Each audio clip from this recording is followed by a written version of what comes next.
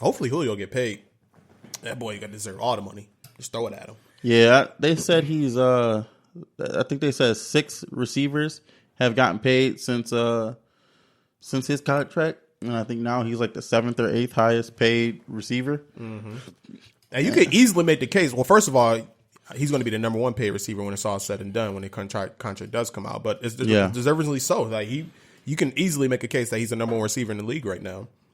And he the thing about Julio I respect about him most is that he shows up in the playoffs as well. Like he puts on performances in playoff games. That's the main thing I take out of his game.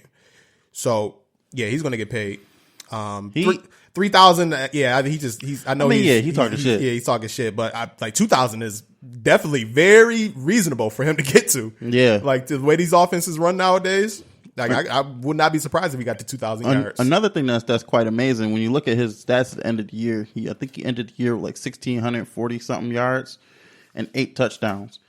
Through half of the season, he had 0 touchdowns. Like 0, legit 0.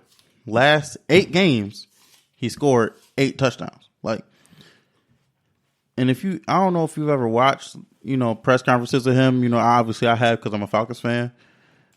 Like, the man really doesn't care about that stuff. Like, he just wants his team to win. Like, you know how, on occasion you might hear somebody say, it's for the betterment of the team, blah, blah, blah. But then eventually you're going to hear somebody be like, all right, man, this shit got to stop. Like, yo, feed me the ball, do this, da-da-da. Like, you never hear that from him. He's always like team first, team first, team first. Like, and whenever you see the, for anyone that watches NFL Network and they get to the Falcons, they always showing him teaching receivers a different move or different cut or how to jab cut a 5 and out, something like that. Like, he's always just been that model guy. Like, I don't know if he just became that from the teachings from Roddy White, or I don't know if he just became that guy just because he just became that guy. But the man really is like in my eyes, he's the model receiver. Like Antonio Brown, he's too self-aware, too much into himself. Odell Beckham, too much into himself. I just feel like the combo of off field and on field, you can't get no better than Julio Jones. Yeah, he's a great locker room presence for younger players, like you just said. For younger players, for just the team in general, he acts like a franchise quarterback. Yeah, like a franchise player. So you got to respect that about him. I honestly hope he does get paid. I'm gonna be sad because then we're gonna be spending $50-something million a year in 2 players. Cap's gonna be $110 million or $108 million. I don't know what the cap is, but it's gonna be something like that. Mm-hmm. And we're gonna be spending half of that on 2 fucking players. But I mean, you gotta do what you gotta do. We can't let greatness like that walk, or at least I don't want to say it was trade on something. You know what I'm saying? Can you say that one more time, please? I don't know what you're talking about. I don't know anything what you're talking about. I hope it works. So we pretty much talked about every division besides what? The NFC West and the NFC East. Well, yeah, we didn't really cover my division, but that's fine. Oh yeah. How do you feel about the South in general? I mean, the 2 teams in your division was between you guys and Saint. The main battle would be between us and the Saints. New Orleans. The dark horse would be Carolina, depending on Cam's shoulder. Really, another variable that a lot of people are sleeping on is the fact that Bruce Arians is the head coach of Tampa Bay. The man has decades been the quarterback whisperer. You know what I mean? Like, he's just been known to elevate quarterbacks' game. So who knows? Maybe he could turn Winston into something special. You really don't know. He's still got potential. I just feel like our division is truly up for grabs. Last year, a lot of people had us pegged to go to Super Bowl. We lost a lot on defense. Defense is back healthy now. If they can produce to what they were expected to be, I don't see a reason why we can't make the Super Bowl. Just being humble serious. Like, we've gotten better offensively. We got Quadre. I mean, come on now. He might not get that much burn, but I don't care. We got Quadre. Yeah, we got a whole city behind y'all right now. You know what I'm saying? Like, no, but like defensively, we brought back Adrian Claiborne. He was good with us. Vic Beasley looks good in camp every year. He needs to translate that shit into the game. Outside of that, I mean, we could be good, man. Like I'm really seeing Shepard being a good safety. I'm really seeing a lot. I'm a good corner. I'm really seeing KZ being our nickel corner and being nice. Like I don't see New Orleans posting as big of a threat as they have, but that's a stupid statement to make, so I don't want to say it, but I really do think that we have a better team right now than Carolina or New Orleans. I just hope that we can put it together, because I wouldn't doubt New Orleans winning the title again of division champs. We got to see what Latavius Murray does. That was a good pickup. I didn't realize they picked him up to replace Mark Ingram. That was a really good pickup. Yeah, he's solid.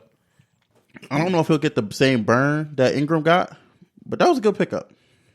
We got to see that. We also got to see how Alvin Kamara holds up as a solid, legitimate number one. Because them first 4 weeks, he was doing pretty solid. And then when when Mark Ingram came back, it kind of drifted down. But that's how they play was. It was mainly 50-50. Right. And with Drew Brees on the team, you can't doubt nothing about their team. They picked up Jared Cook. Jesus fucking Christ. Like you know what I mean? Like the rich get richer. Like, goddamn. I'm kind of interested to see what happens with Michael Thomas with their team. He's holding out now. Yeah, he wants the bag. The bag. Like they said they offered him like $18 million a year and he turned that down. Oh yeah, he said he's worth 20 and he's not taking less than 20. I don't blame him. He's nice, but do you really think he's on that? Like Julio, Odell, Nuke, AB, you think he's on that level? Yeah. And what does it for me? Is it the QB or is he really on that level? Well, obviously the quarterback definitely has something to do with it, but also with him, like what I like to look at receivers is not just stats. Okay, you can have great stats, but how do you show up when your team needs you the most? Can I trust you? Can I trust you that I can throw the ball to you and you're going to come down with this play on third and whatever, and we need to convert this to continue to drive to potentially go score and win this game? He's one of those receivers I can say, hell yeah. Like I feel comfortable throwing you the ball in high pressure situations. And I've seen that a lot from him last year, especially even against my team. We played him last year and he made some fucking crazy catches. But yeah, I like him a lot. I think he's definitely in that mode of superstar receiver. And I don't blame him. I don't blame him for holding out, man. You outplayed your contract. And I know there's like people have different takes on that situation where, it's the whole, you signed your contract, you should honor it. Okay, I respect that, but at the same time, if I'm outperforming my contract, then is he still on his rookie deal? Yeah. If I'm outperforming, like what Aaron Donald did, like Aaron Donald completely outperformed his rookie contract since day one. Since he stepped into the league, he was a monster. So him holding out like after the second year or third year in the league, hell yeah, get paid, because like you said, this shit's not guaranteed. One injury and boom, you're done. So him holding out for camp right now, Michael Thomas, I don't blame him. Get your money while you can. You're hot. Like you're a superstar talent.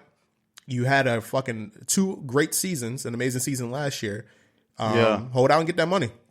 So I don't blame him on that one there. Your team in general, like Atlanta, you guys just got like fucking derailed by injuries. It seemed bad. Like since like started training camp until like week 2, like everybody was just going down. So I think if you guys can stay healthy. Even this year, we already lost 2 people for the year on defense. They weren't starters, but I was like, God damn. I like how y'all, which I did in the draft too, drafting the 2 offensive linemen. Lindstrom and McGray. I hope they work out. Real commitment. So I don't know what it is. I like when offensive linemen get drafted. I don't know what it is. It's just like that brings joy to my heart. It's like, yes, we got an offensive lineman. But yeah, they're the non-sexy pick. Like that's where you build your foundation. Like you look at a successful team, I can guarantee like their offensive line is really good.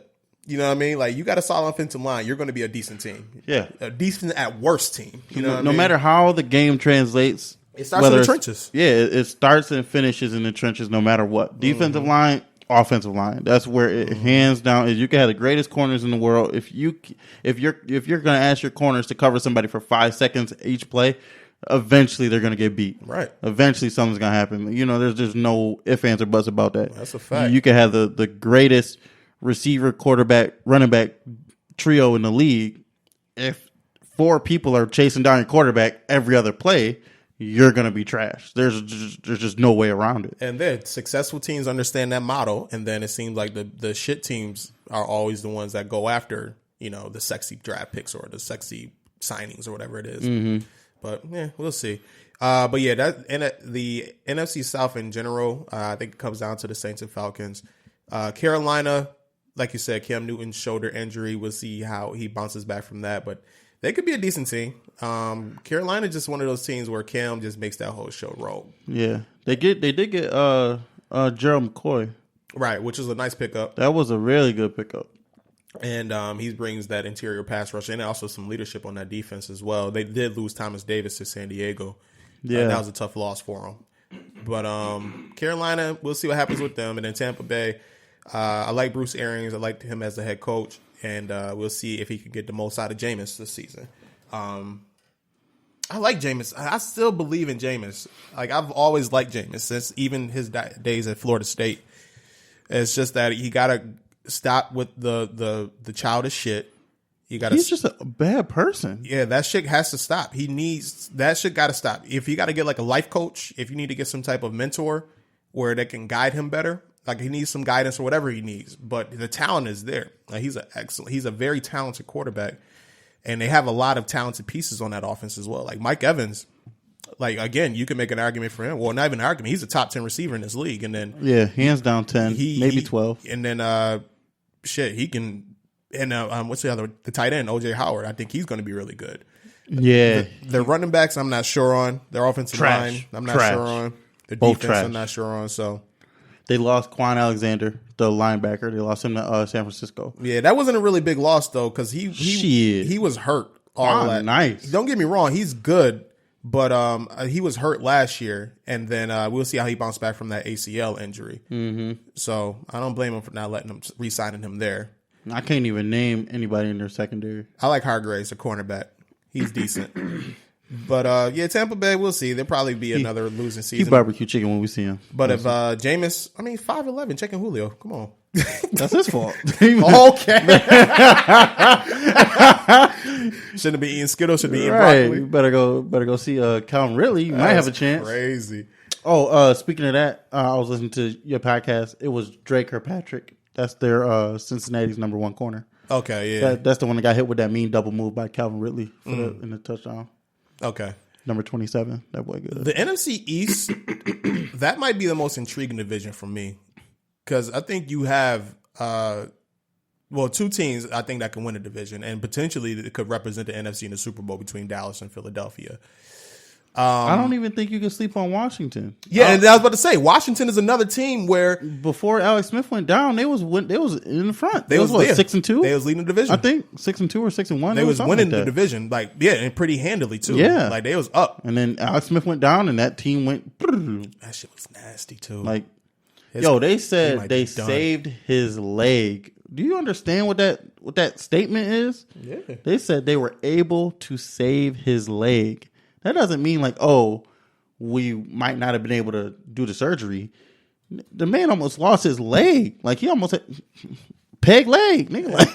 Not even that, he just lost it. He almost died. Like, he caught mono or staph infection after surgery. Like, he almost legit died. Yeah. So, shit, fuck the leg. Like, if I gotta die, take my leg. I don't want it. Real quick, since we on that one, just look at the career of Alex Smith, because realistically, it's probably over. It's almost certain that it's over. How do you feel about his career? Because me personally, I've always felt that he's been better than what people have been pegging him about. I feel like he did really good in San Francisco, and then it was just dual quarterbacks were hot, and then that's why they made the switch.